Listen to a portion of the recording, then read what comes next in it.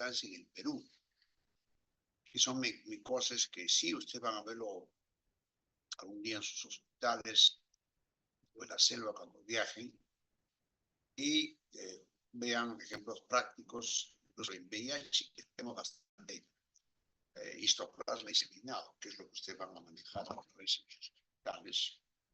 Entonces vamos a tocar de estas micosis profundas. Hay varias, repito, en la literatura aparecen, por ejemplo, estas 4 importantes. Histoplasma no es tan tropical, existe también en Estados Unidos, en Europa, si bien en la zona de selva alta, son las más importantes. El paracoco existe en toda América, por las condiciones ecológicas. Y la coccidioidomicosis existe en unas áreas de Sudamérica y Norteamérica, desiertos, que es otro hongo que simula tuberculosis. El criptococo hay en todas partes del mundo, no es tropical, y queda hoy día en el VIH y la famosa meningitis criptocócica, que también no lo voy a tocar por falta de tiempo, pero me interesan las 2 primeras, que sí son importantes en el tema de la conferencia. O ven, que es una slide de los argentinos, paracoco existe en muchas partes, incluyendo Argentina. Argentina también es una zona tropical. En cambio, miren, la coccidioidomicosis sí hay en Estados Unidos, especialmente, y también en una zona de Argentina. Eso vamos a analizar en esta conferencia. Paracoco, histoplasma. Miren qué interesante la clínica. Era un paciente que lo atendí hace años, el famoso cuello de toro, pálido, hinchado. ¿No ven cuello de toro, chicos? Tenía 60 y tantos años, tos crónica, anemia, pálido. Esto puede ser un cáncer, puede ser un linfoma, puede ser un Epstein-Barr, y el tema es tener lesiones en la cara. Le pregunté, era un minero de Cerro de Pasco, que de vez en cuando iba a la selva, pero acá su familiar lo vieron en un hospital de Lima y dijeron es tuberculosis, ganglionar y pulmonar, tos, fiebre. Le tratan como tuberculosis y no mejora. Yo lo veo y lo traigo acá y le hago una biopsia y le hago, miren acá, tenía en una pápula con una pequeña úlcera. Ah, está en la selva, ¿no? Entonces no se olviden, cuello de toro, tuberculosis, linfoma, VIH, neoplasia. Recuerden, VIH ve muchos ganglios y esta enfermedad, ¿qué es lo que tuvo? El paracoco brasilensis. Le hice examen de la boca, de acá de la piel, y salió positivo al paracoco brasilensis. Y mire, y se le caen los dientes. Cuando un paciente venga a la selva, cae los dientes, y mira la lesión en la piel, era el famoso paracoco. ¿Y por qué es importante? Es el hongo que es de más fácil diagnóstico. Le hacen un directo acá de la cara, estas pequeñas costras, positivo, cultivo positivo. En el esputo positivo, es un hongo de fácil diagnóstico. Y en la literatura, miren cómo el cuello de toro y lesiones en la boca. Eso es en la boca que puede simular leishmania, hasta cáncer, pero miren el cuello de toro que tuvo el paciente. Y el culpable es el famoso hongo llamado Mickey Mouse, timón de barco, que tiene pues la forma micelar y la forma, digamos, levadiforme, como ven ustedes en este. Y históricamente se llamó enfermedad de Lutz. 3 brasileños que el año 1909 describieron una nueva enfermedad, porque esto era una enfermedad que existía en América. Muchos pensaban que era tuberculosis, que era otra enfermedad, hasta que ellos aislaron el hongo, lo evaluaron. Y por eso es un hongo que se hizo famoso en Brasil, pero después existía en muchas partes de América. Por eso se llama Paracoco brasilensis, ¿no? Que es una enfermedad sistémica y que ahora se sabe, igual que la tuberculosis, igual que la leishmania, que tiene un aspecto inmune. Hay gente que hace formas severas o formas leves, nuevamente la inmunidad. Y la forma filamentosa crece pues a 25 grados y son colonias blanquecinas y muchas son arrugaditas. Y ahí lo ven, la forma de levadura típica, el famoso timón de barco, ¿no? Que se observa en cultivos a 37 grados, ¿no? Uno con eso en las biopsias inclusive ve parte de eso, unas yemas, con Paracoco brasilensis. ¿Cómo es que entra usualmente, igual que la TB, vía respiratoria? Dependiendo de la inmunidad, lo hace en forma sintomática o hace de las distintas formas clínicas que vamos a analizar. Formas agudas, formas crónicas, formas ganglionares, formas pulmonares, etcétera, etcétera. Se adquiere básicamente en el campo y, tal como dice el slide, es endémico en América, tanto del norte como Sudamérica. Incluye países como Uruguay, o sea, no es tropical 100%. Y una cosa interesante que se ha encontrado que en el suelo de Venezuela, Argentina, se ha encontrado, digamos, las micronidias, incluso en murciélagos que también portan y algunos monos y armadillos. Entonces, para que haya esta enfermedad requiere vegetación. ¿Qué pasó? A ver. Sale, espero, no los veo. A ver, vamos a ver. Estoy chateando, a ver. Y ahora sí, ahora sí.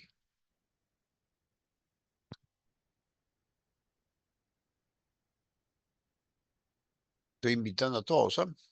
¿Ya? A ver,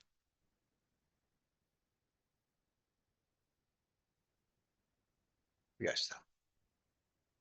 Entonces decíamos que este hongo requiere un clima húmedo con temperaturas que permita que el hongo se desarrolle y, por lo tanto, hay un ambiente ecológico. No hay en la costa peruana, no hay en la sierra por estas características de los nichos y por eso que es importante. Ahora, lo interesante es encontrar que los armadillos pueden tener la infección como un reservorio natural. Es un dato interesante ecológico. Entonces, el cuadro típico, el cuadro respiratorio es el que se parece a la tuberculosis, tos, hemoptisis, disnea, aparecen incluso lesiones en la boca, el paciente baja de peso y esta inflamación crónica que tiene el cuadro en el paracoco le lleva a fibrosis y por lo tanto la lesión puede ser aguda a crónica, depende de la inmunidad. Estos son un poco un slide que hemos sacado.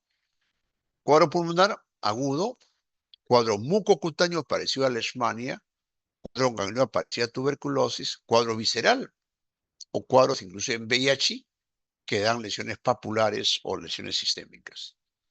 Pero, por lo tanto, es una enfermedad que requiere siempre pensar en cualquier órgano. Si bien el tema respiratorio es el más frecuente, 25% a todos los órganos. Incluso se mete al cerebro, se mete al hueso, se mete a todos lados. Pero no se olviden, pulmón, vía respiratoria y boca, que son los lugares donde uno debe sospechar. Bien importante, pulmón y boca. Entonces, ¿de qué depende la clínica? Hemos dicho, de la inmunidad. Asintomáticos, cuadros agudos autolimitados o cuadros crónicos que simulan tuberculosis. Como dice el slide, remiten por la inmunidad y la gente a veces tiene pequeña fibrosis como secuela, a veces no. Y es un poco la clasificación moderna. Se vio que hay gente joven, que es la minoría, que hace un cuadro agudo con anemia, hepatoesplenomegalia y que simula una enfermedad aguda tipo leucemia, tipo hepatitis o tipo linfoma, y es la forma aguda juvenil. Y la forma que vemos en el campo, la forma típicamente pulmonar, la que hemos comentado. Pero a raíz de que esta enfermedad también puede, en pacientes inmunocomprometidos con defensas bajas, se hace la forma diseminada que agarra otros órganos. Y muchos pacientes del campo vienen ya con secuelas llamadas fibrosis pulmonar y que en esa fibrosis se mete también tuberculosis o se mete cáncer. Esas son las formas clínicas de esta enfermedad. Esta forma aguda diseminada es una forma que simula muchas enfermedades tropicales, la enfermedad de Carrión, la brucelosis, etcétera, ¿no? Y que usualmente se afecta en forma aguda, ¿no? Que es una forma igual de tipo inmune. Miren, ganglios, fiebre de un paciente que tuvo esta. Yo tuve un paciente hace poco de Huanghui. Y la enfermedad se adquiere en los niños, ¿ok? Y luego, dependiendo de la inmunidad, puede ser las formas que hemos señalado. Una forma que vemos de vez en cuando, esta forma crónica, que es, miren, la mucosa del paladar hinchada, se llama enantema con úlceras.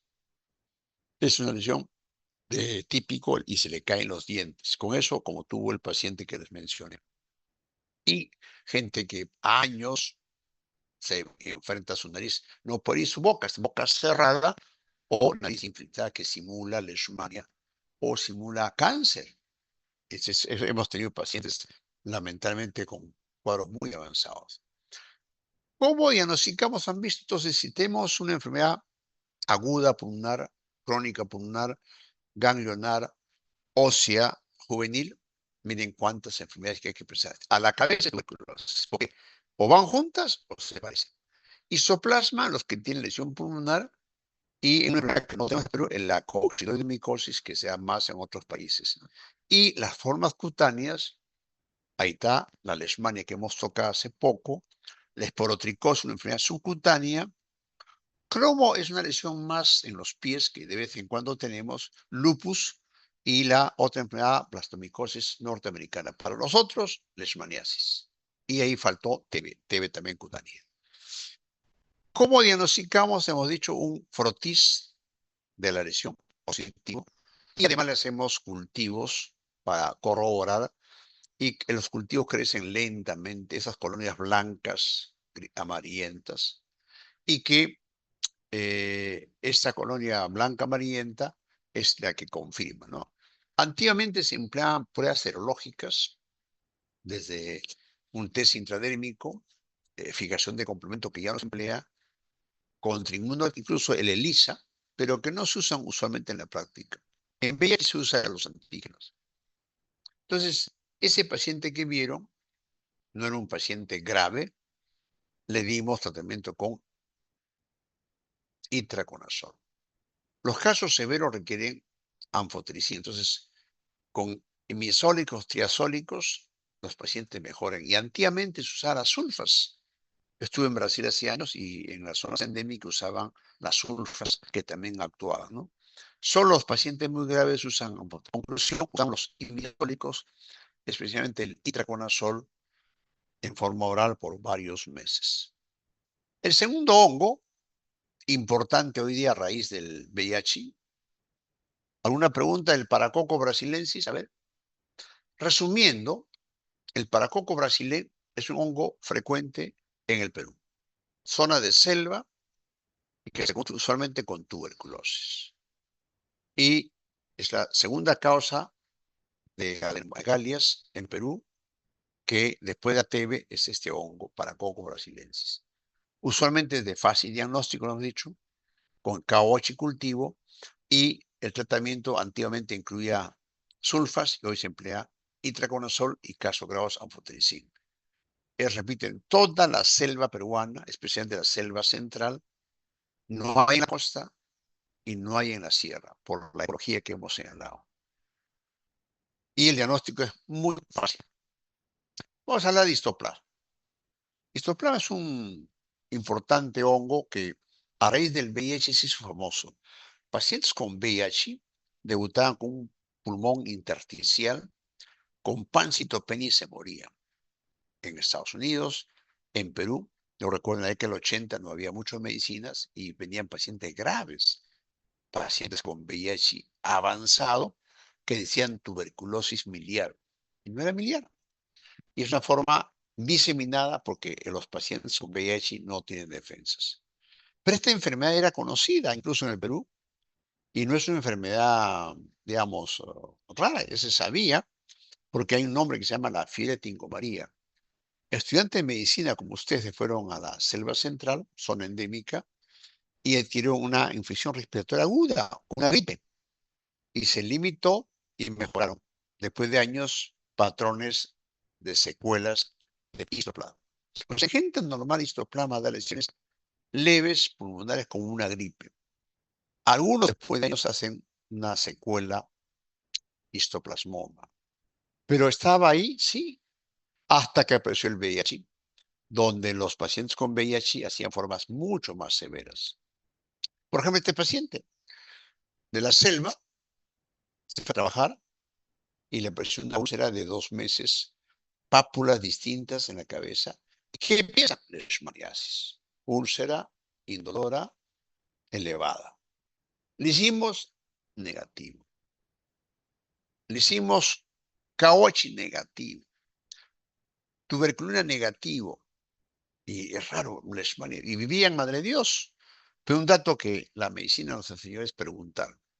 Este paciente era homosexual que trabajaba en Madre Dios y por si acaso les pide el CD4. Tenía menos de 100.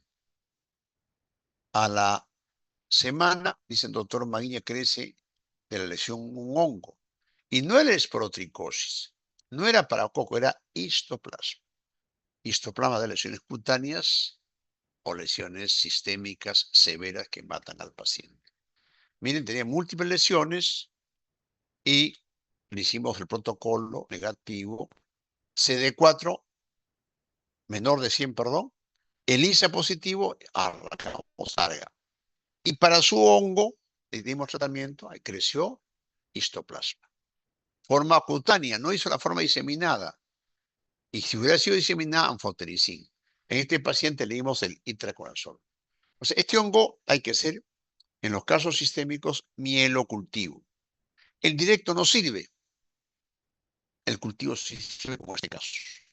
Miren, tratándolo por varios meses, dejó y empezó tratamiento importante para mejorar su defensa. Entonces, este hongo fue descubierto a los 5 en un paciente que pensaba en tuberculosis, ¿no? Hasta que Darling dijo, no, esto tiene características de hongo, y de ahí se llamó. Y este brasileño famoso de Rocha Lima lo describió las formas levaduriformes, y recién en el año 40 se pudo aislar y completar el ciclo de este hongo nuevo que ya había en el mundo. Y no solamente, repito, había en las zonas tropicales, ¿no? Miren este famoso estudio del gran fisiólogo García Rosell, fiebre tingomaría. Eran los que iban a las cuevas de las lechuzas, por eso cuando salgan a las cuevas, chicos, por favor tengan cuidado, usen mascarilla. En las fiebres hay unos pájaros que botan su caca, en esa caca crecen las microconidias, y al aspirarlos hacemos una gripe, entre comillas, que puede ser la fiebre tingomaría. Y en Perú, este gran patólogo Weiss, él publicó y lo llamó a esta enfermedad respiratoria la fiebre tingomaría. Y cuando se investigó esta enfermedad, se encontraba en Tingomaría, en Pucallpa, en Iquitos, prácticamente en las zonas de selva. No se encontraba en la sierra ni en la costa. Pero esta enfermedad existe también en Estados Unidos, que no es selva, porque requiere tener estos animales que vivan el hongo y crecen, donde hay mucho nitrógeno. Entonces, hay, digamos, el histoplasma capsulatum, que es el que tenemos en Perú, y hay otro en África, otra variedad. Entonces, histoplasma es un hongo que, si bien le gusta el pulmón, el paciente es inmunosuprimido, como el VIH, en el caso se disemina a cualquier órgano. Se mete al hígado, se mete a los ganglios, se mete a la piel, se mete al cerebro. Y hoy día hemos aprendido mucho en los pacientes con VIH. En los pacientes con VIH hacen formas pulmonares severas, tipo intersticial, hacen pancitopenia, el paciente hace terrible y el paciente puede morir cuando no diagnosticamos oportunamente. Miren acá, los murciélagos, para variar, tienen el COVID, varios COVID, y también aportan este bicho, viven con el histoplasma. Y obviamente es un vehículo para que se mantenga. Y en las cuevas hay muchos estos animales eliminando el hongo, ¿no? Entonces, ¿por qué en estas cuevas hay mucha histoplasma? Por esto, el nitrógeno líquido que eliminan las aves, guácharos o estos murciélagos, y en esos nitrógeno el hongo vive feliz. y por eso que en muchas cuevas en el mundo había epidemia de histoplasmosis. Nosotros tuvimos hace unos años en Cayetano un grupo de un colegio particular Lima, clase A, se fueron acá a Tingo María y vinieron con un cuadro respiratorio porque habían aspirado estas microconidias en estas heces contaminadas de los aves. Miren, en América, ahí está, la variedad en América, y también existe en Estados Unidos. Entonces, en La Plata, que no son tropicales, y también en África, ¿no?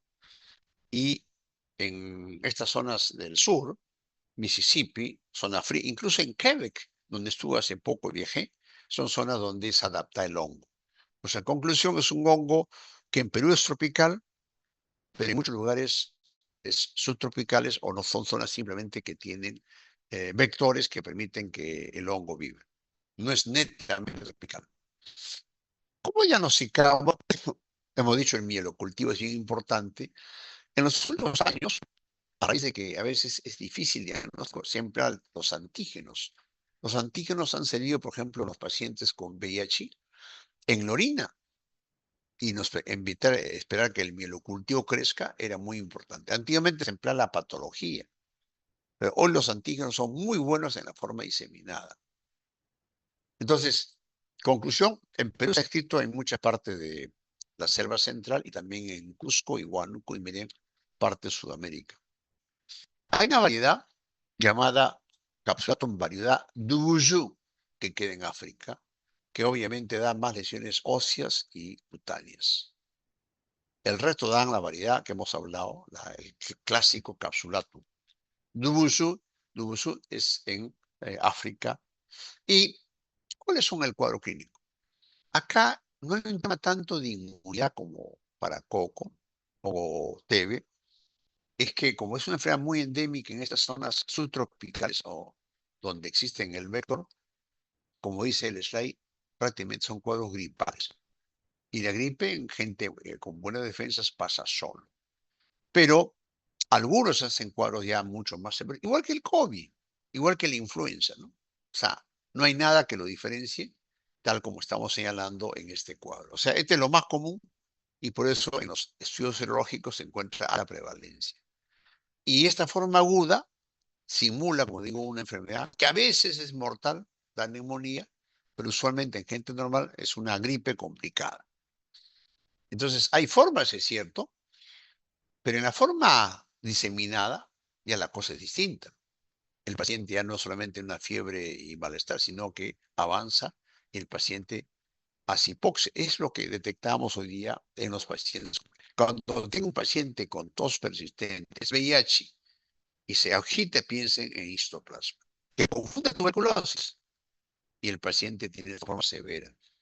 Entonces, existe otra forma ya, después que hizo el cuadro agudo, se curó, pero algunos quedan como secuela de esa enfermedad antigua, la forma crónica, ¿no?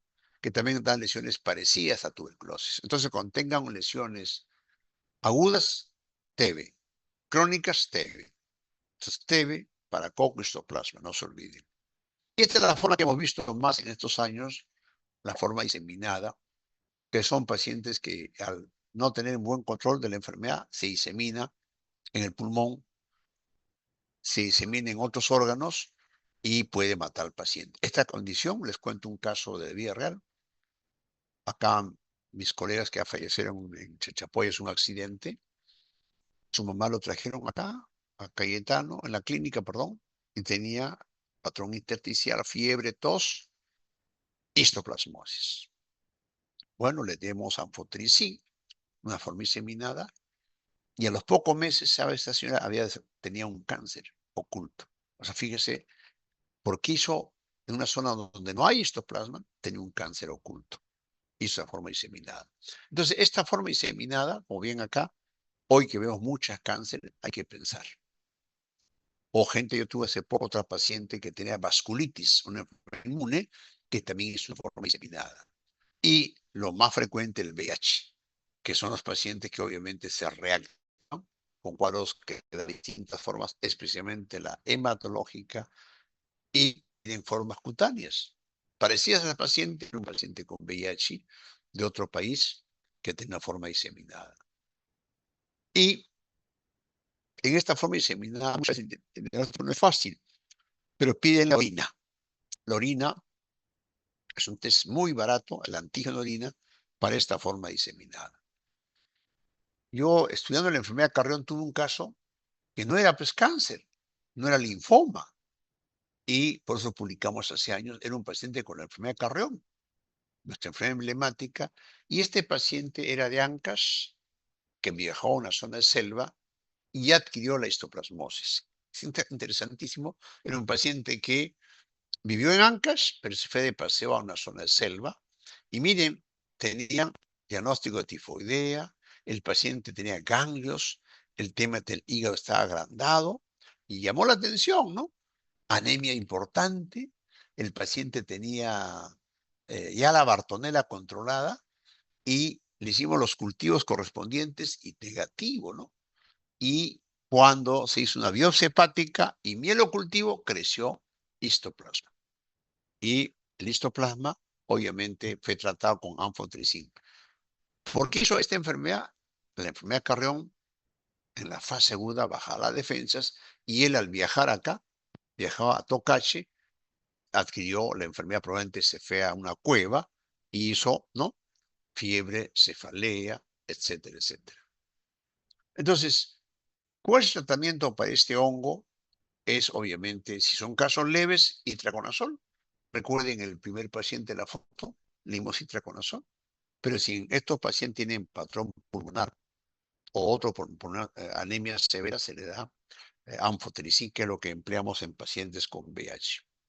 Ahí está. Itraconazol, ¿cuánto tiempo? Puede ser 4 o 6 meses. Y anfotericin en los casos, obviamente, que tienen forma diseminada. Entonces, hemos terminado con estos dos hongos importantes. ¿Histoplasma tiene importancia? Sí. Histoplasma es un hongo de difícil diagnóstico en directo. ¿Qué patrón predomina en Perú? En pacientes con VIH. ¿Qué patrón? El intersticial, el cutáneo, el diseminado. Ese es un poco el resumen. ¿Dónde hay? Toda la selva alta, donde hay cuevas. Cuevas de Tingomaría, en Amazonas, cuevas en todas las cuevas de la selva. En la selva alta no tanto, en la selva baja, perdón, pero sí toda la selva alta. Es una foto de un lago en Puno. Pregunta de las dos conferencias para pasar a la última charla. A ver, pregunten, por favor. A ver.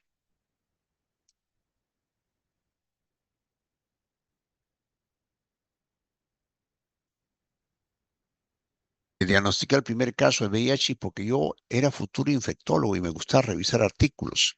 Y casualmente en mi hospital es de acá un paciente que vino en el año 83 cuando recién se diagnostica en Francia, tuvo VIH y se murió después. Eso está escrito en el comercio, ¿no? Voy a tocar un poco aspectos actuales y modernos del VIH. Entonces, vamos a conocer un poco la epidemiología actual que ha cambiado y la clínica y la terapia, ¿no?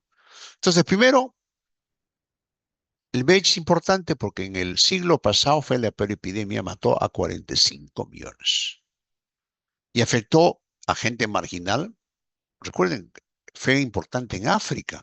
Si bien empezó con el VIH, la población gay, homosexual, travesti, trans, que fue el foco inicial, pero esta enfermedad predomina el foco heterosexual en pobreza de África.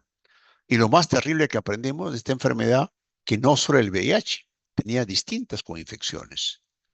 Al comienzo el costo era tremendo y después descubrimos que gracias a la terapia antirretroviral, que es lo que hoy ha cambiado el pronóstico, una enfermedad crónica.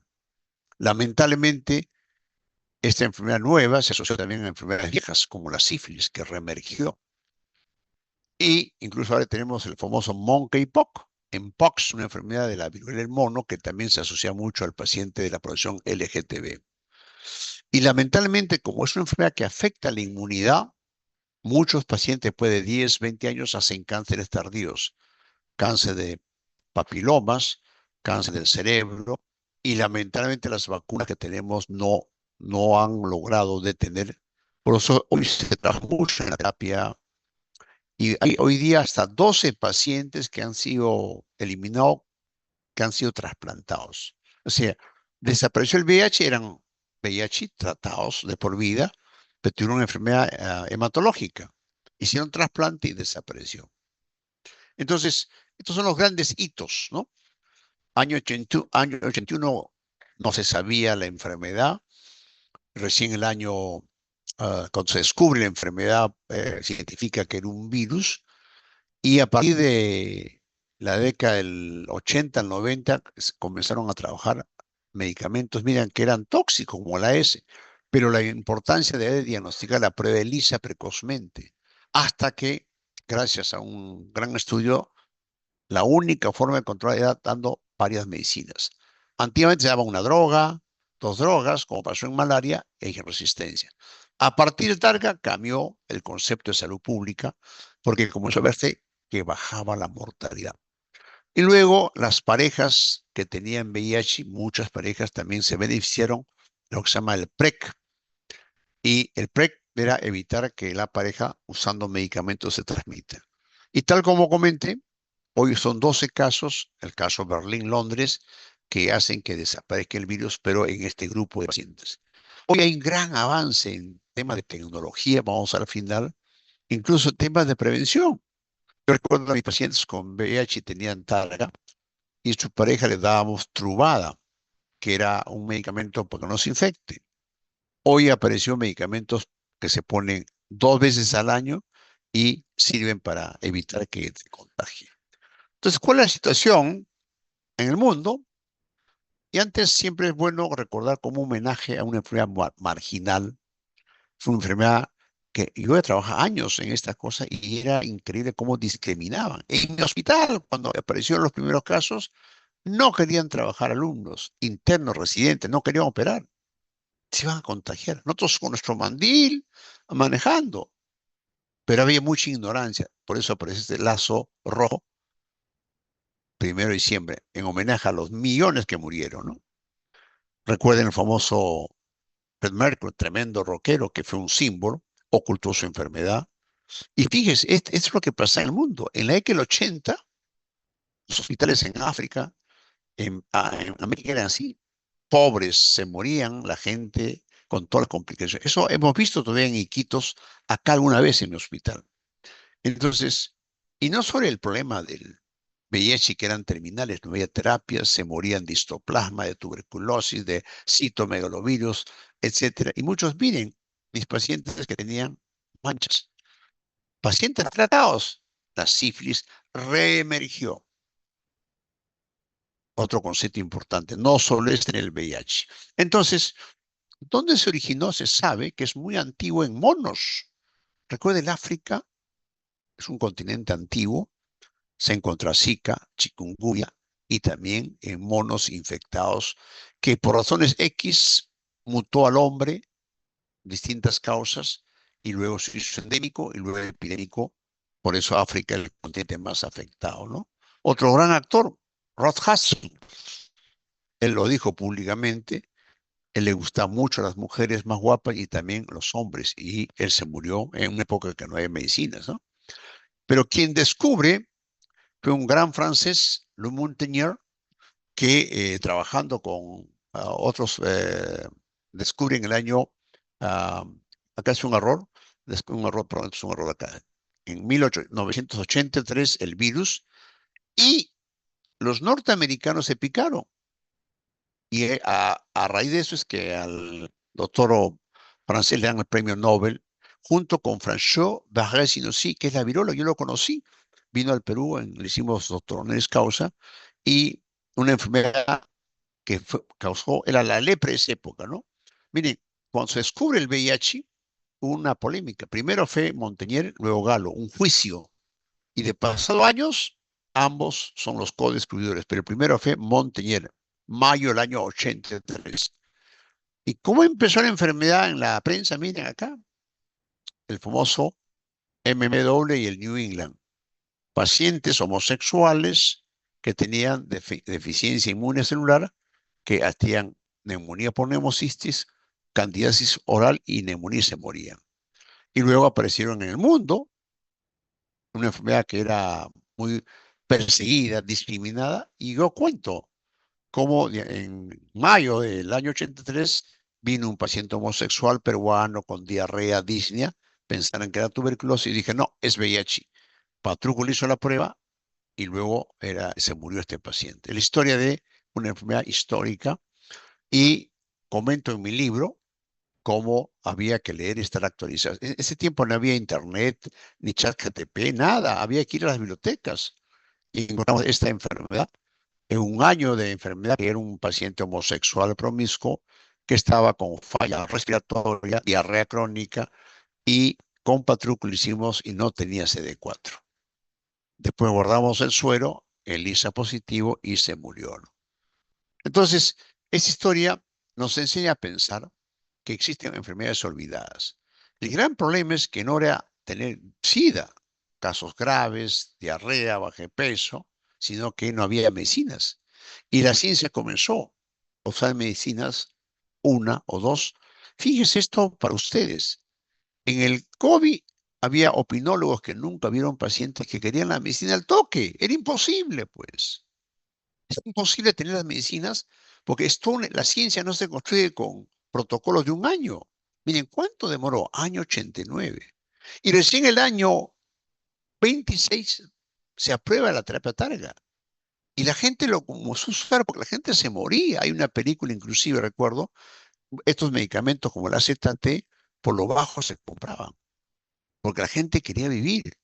Y miren, el famoso estudio Concorde que hicieron los norteamericanos con monoterapia decían que no servía, pero la gente lo tomaba porque quería vivir. Algo parecido pasó con el COVID, le dio cloroquina en la época del COVID. Pero hasta que aparecen nuevos medicamentos y aparecen que permiten usar la famosa targa del año 96 en Vancouver y a partir cambia la historia. Hasta antes de eso se morían casi todos. Dura un año, 2 años, una terapia, dos terapias. Y a partir del 90 se cambia la vida en el mundo y eso permite, mire, cómo esta terapia targa, la gente, el VIH crecía, subía, 80, 90, cerca de 2000, y miren, comienzan a bajar. Bajar gracias al tratamiento.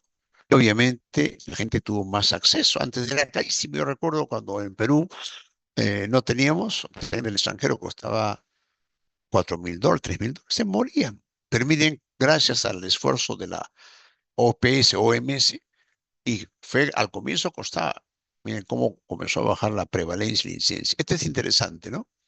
Miren, reportados el año 23 había cerca de 40 millones, pero casos nuevos eran 1.300.000. En Perú eran 6.300 cada año. Acá en mi hospital hay 9.000 pacientes, yo he visto y tengo desde hace años, ¿no? Y la mortalidad, fíjese cómo con la targa, esto que hemos hablado, comienza a bajar. Se mueren, sí, los pacientes muy avanzados, ¿no?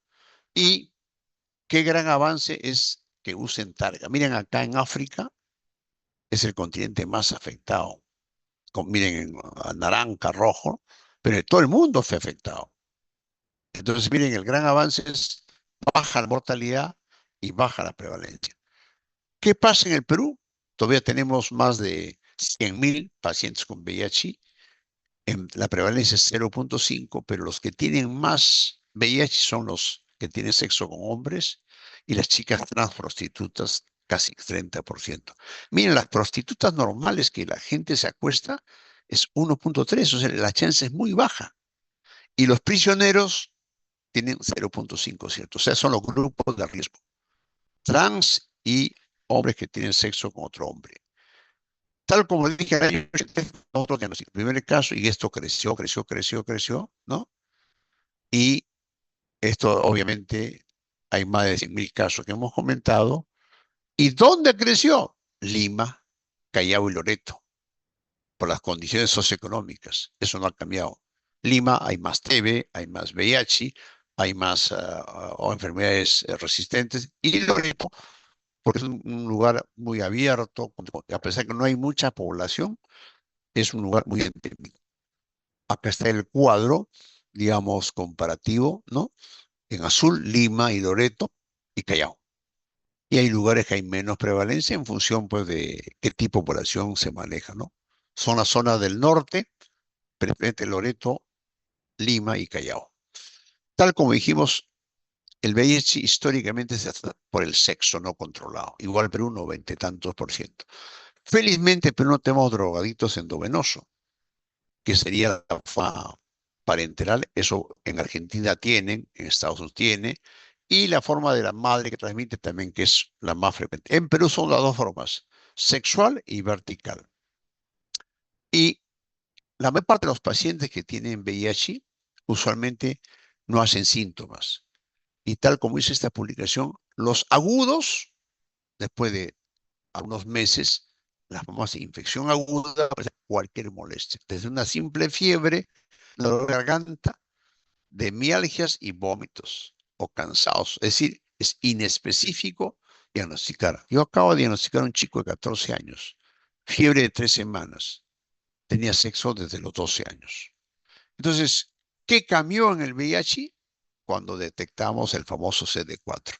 El CD4 permite diagnosticar tus defensas y cuando esto baja mucho, pacientes caquéticos tienen menos de 100, menos de 20.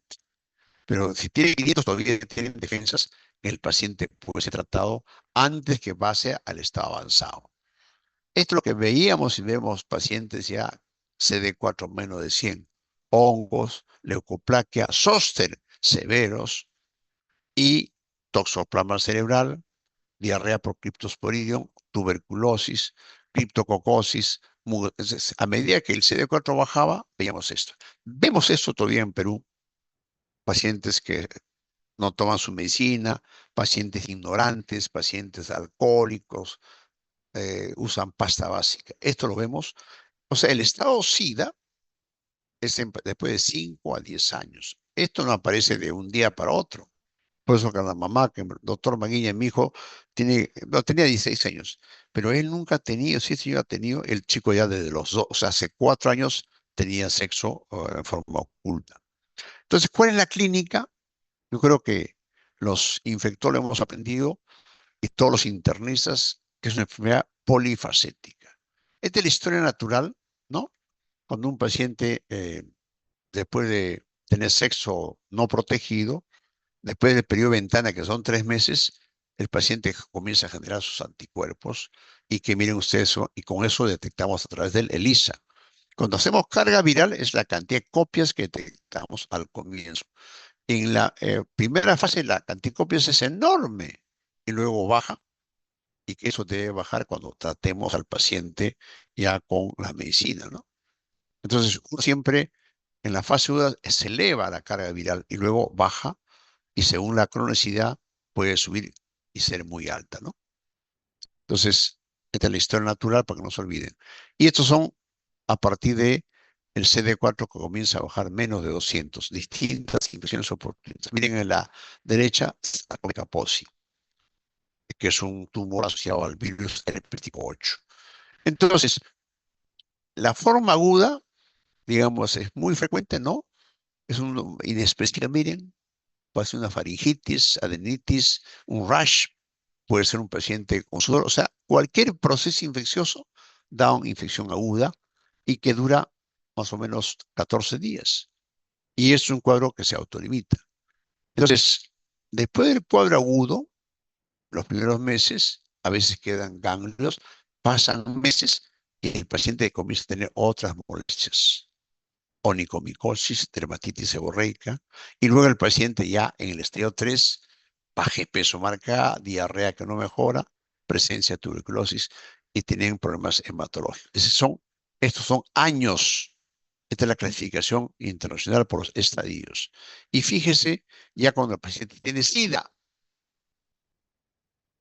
no solamente baja de peso, tiene neumonía por neumocitis, herpes, candidiasis esofágica, TBC extrapulmonar, etcétera, etcétera, criptococosis, toxoplasma. Es decir, tiene una serie de condiciones bacterianas, parasitarias y cáncer.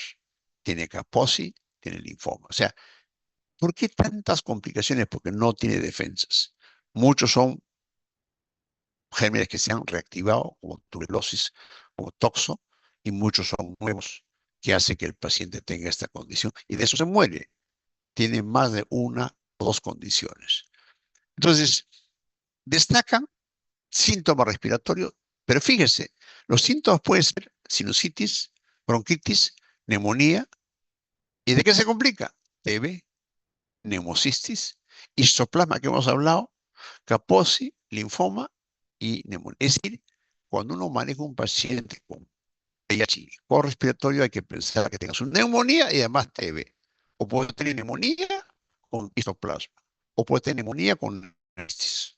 El patrón intersticial. Fíjese, neumocistis y histoplasma. Siempre que manejan, no piensen que tenga una sola enfermedad. Ese es el mensaje.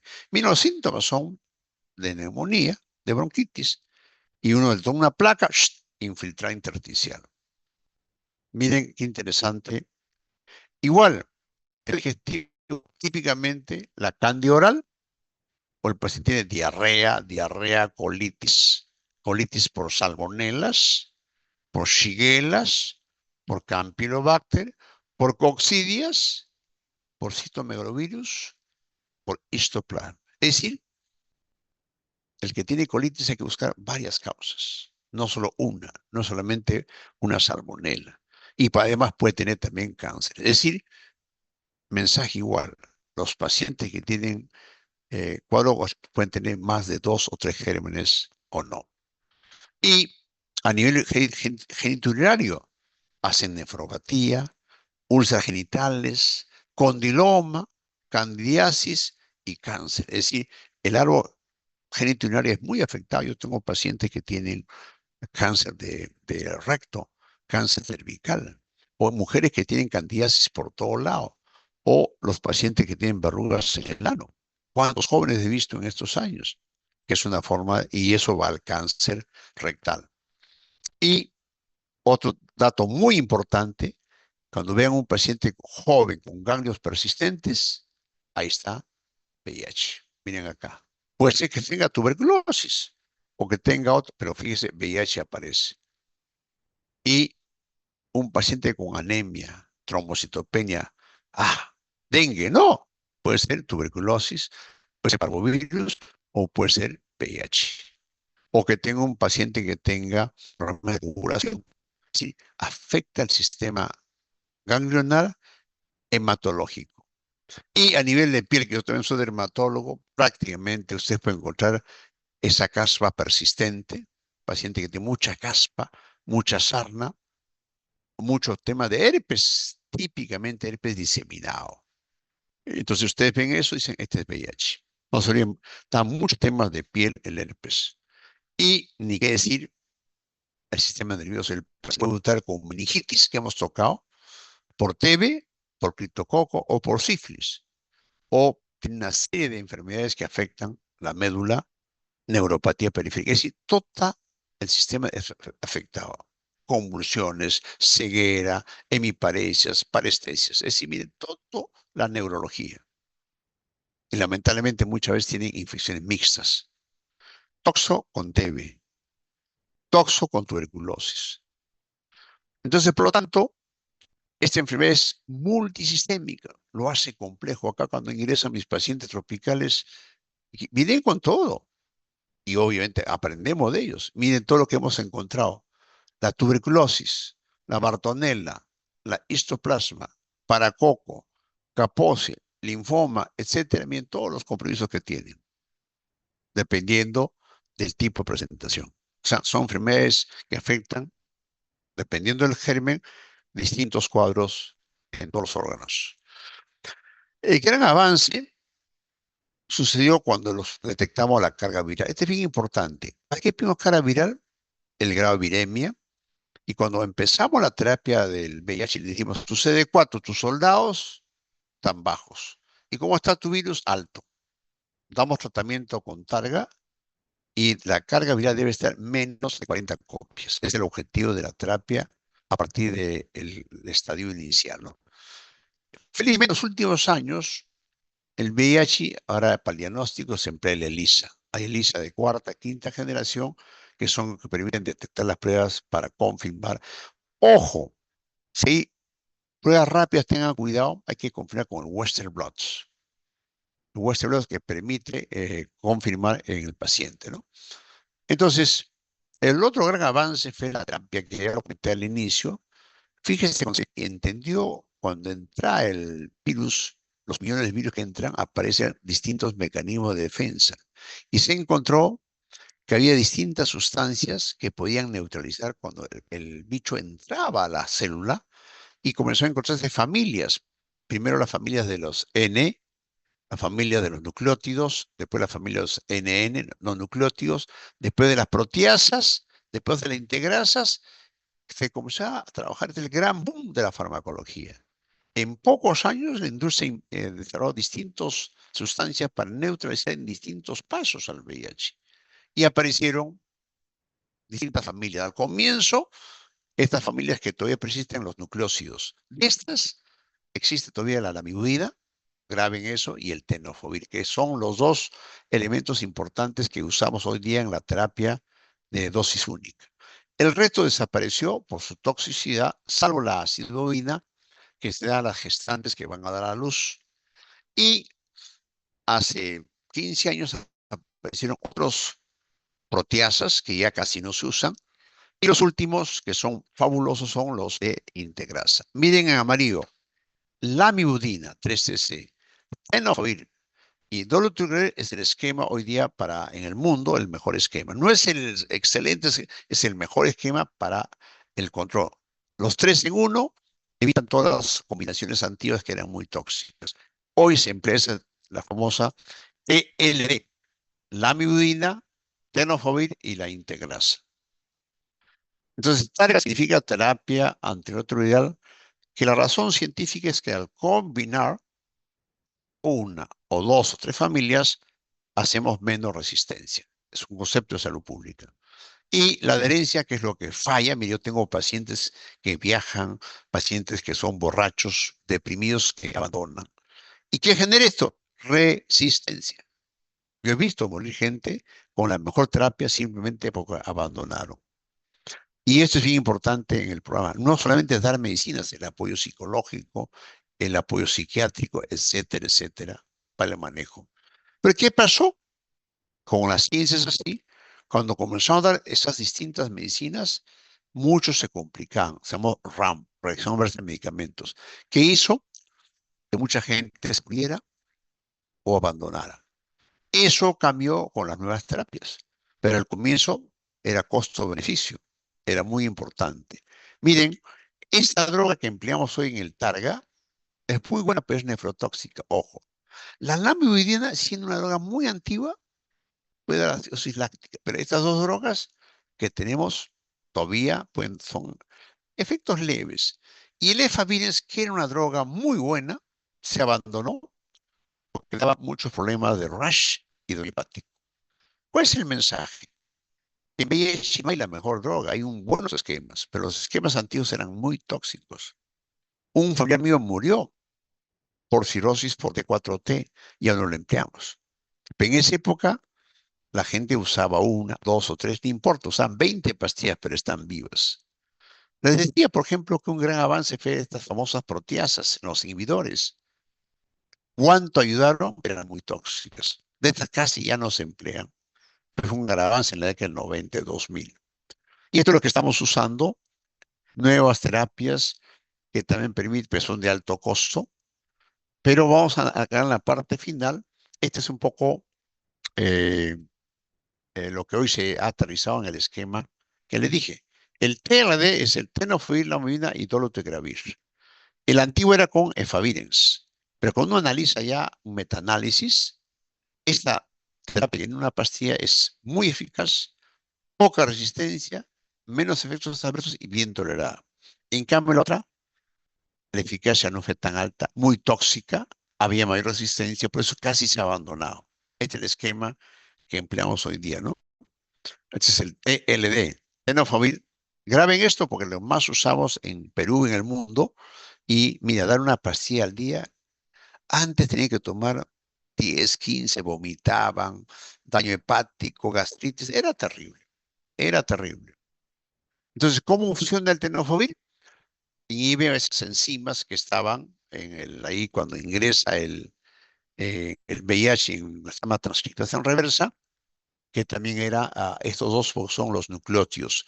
El dolutegravir es la integrasa, ¿no?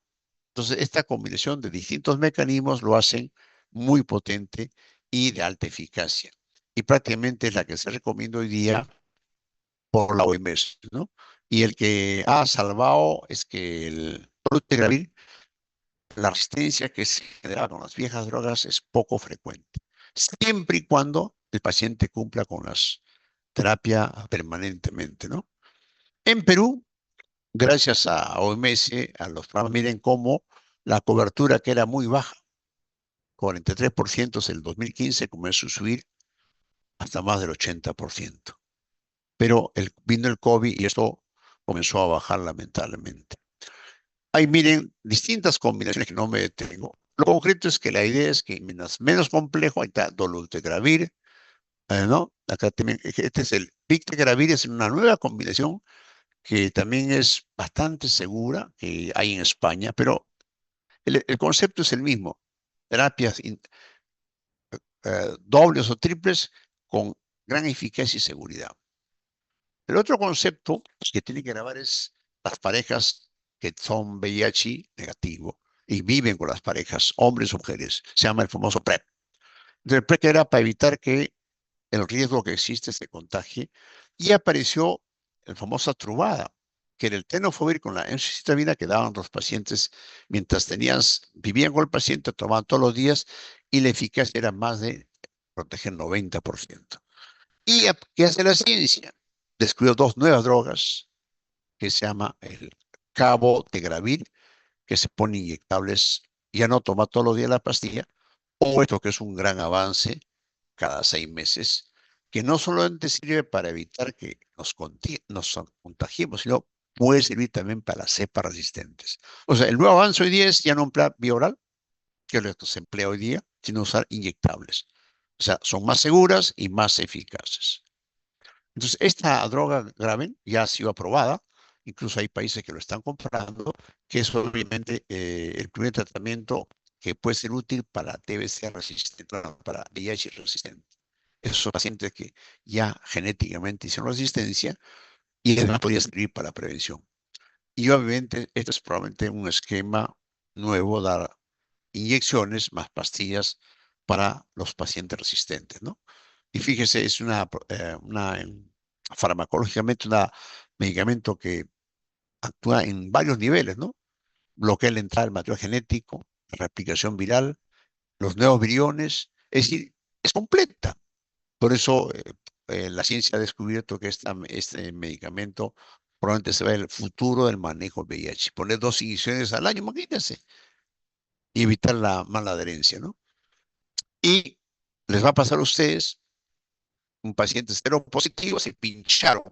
A mí cada semana vienen residentes, alumnos, doctor, me pinché, ¿qué hago? Entonces, digamos, ahí es la prevención. Perdón, esta es la Lepanar, estamos hablando del Lena Capavir, ese es un poco el futuro, ¿no? Que puede servir para poblaciones que hacen resistencia. Se aplica vía subcutánea, me olvidé. Esta nueva droga es vía subcutánea, ¿no? Ahora, decíame esto, es lo mismo, digamos, lo mismo. Ya, entonces, este es acá. Este es lo que para ustedes, la profilaxis post-exposición. Esto, cuando ustedes algún día se pinchan con un paciente seropositivo, se escapó, qué sé yo, hay que usar hasta 72 horas. Yo tuve un chico hace poco, me dijo, después de 5 días no sirve.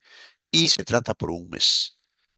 Indicado gente que es violada muy frecuente en las emergencias. Pinchazos de gente seropositivo y en pacientes que no se protegió. Eso es un tema de todos los días. Ahí que empleamos el LD, esperando 28 días. Es el esquema hoy día que hacemos ministerio. Pero, ojo, máximo 7. Si tuve un tema pasado los 4 o 5 días, ya no sirve. No protege. Esto graben esto que es para ustedes, ¿no? Entonces, ¿qué se viene el futuro del VIH? Son estas innovaciones, ¿no? Se está buscando anticuerpos neutralizantes. Fíjense una cosa que ya la ciencia ha producido y ya se quiere que estas drogas que ustedes se han escuchado para prevención sean usadas masivamente, ¿no? El tema de las vacunas. Acá en Cayetano, mis alumnos médicos han hecho estudios en Iquitos, en Lima. Lamentan las vacunas que se tienen en el mundo, que son muy modernas, protegen 6 meses. Entonces se ha buscado ensayar estas drogas basadas en el ARN. Recuerden el COVID, y parece ser que este tipo de ensayos podría ser el futuro de la vacuna. Los otros eran con distintos mecanismos, ¿no? Y se está buscando incluso temas genéticos. Una cosa increíble. El gen se está empleando para muchos temas, incluso para el VIH, ¿no?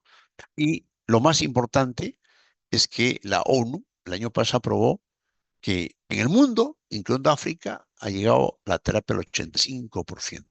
Avances de salud pública. África se morían. Había poblaciones que llegaban al 50, 30%. El que lleguen al 85% es un gran avance gracias a la donación de las empresas, de todo eso que hemos hablado de manera resumida. Entonces no se olviden el símbolo del VIH y esta enfermedad, repito, una enfermedad fascinante. Cuando tengan pacientes hospitalizados, recuerden mi conferencia. No piensen en una sola enfermedad, piensen en 3 o 4. Y qué lindo cuando salvamos pacientes con VIH.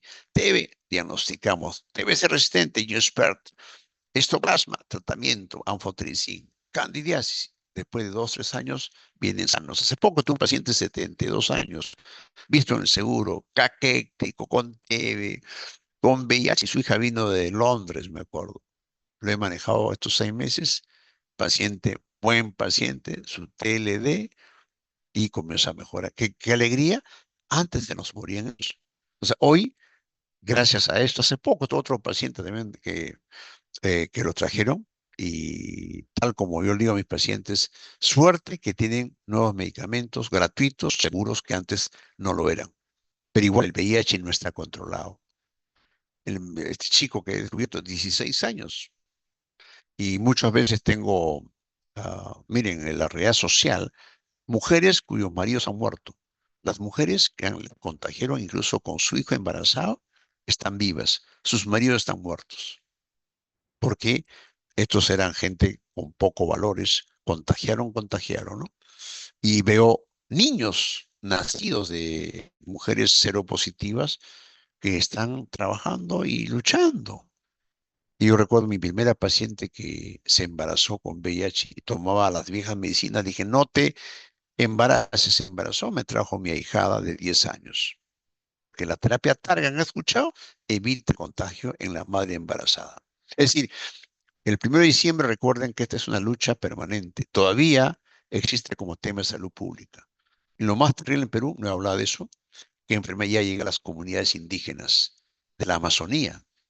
Y eso es un tema que las costumbres. Sigue siendo en Lima, Loreto, en las cárceles, todo lo que han escuchado, pero ya llegó a las indígenas, donde es más difícil tratar el tema de la adherencia. Yo aprendí en estos años manejando VIH que hay que ser bien humano con ellos, darles un abrazo, decirles que hay tratamiento, que se cuiden. Yo he ganado muchos amigos, ¿no? Mucha gente, y no todos los temas personales, que nadie está libre de tener esta enfermedad. Tengo varios colegas con VIH, enfermeros, arquitectos, obreros, es decir, nadie se salva. Pero la idea es que es una enfermedad que no tenemos la vacuna, pero tenemos la terapia targa y tenemos, digamos, hoy día la experiencia de vida pues es casi normal cuando uno empieza el tratamiento precoz.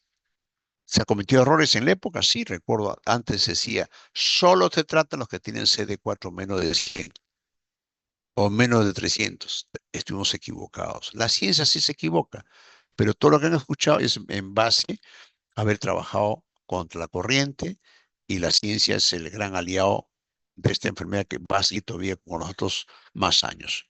Muchas gracias, ya son las 4:07 y es la última clase que tengo con ustedes, ¿no? Ya nos veremos el 29 en el examen correspondiente, y, y antes de preguntas, quiero para la grabación, porque eso es María, me sabe, yo era María Fernanda, ve.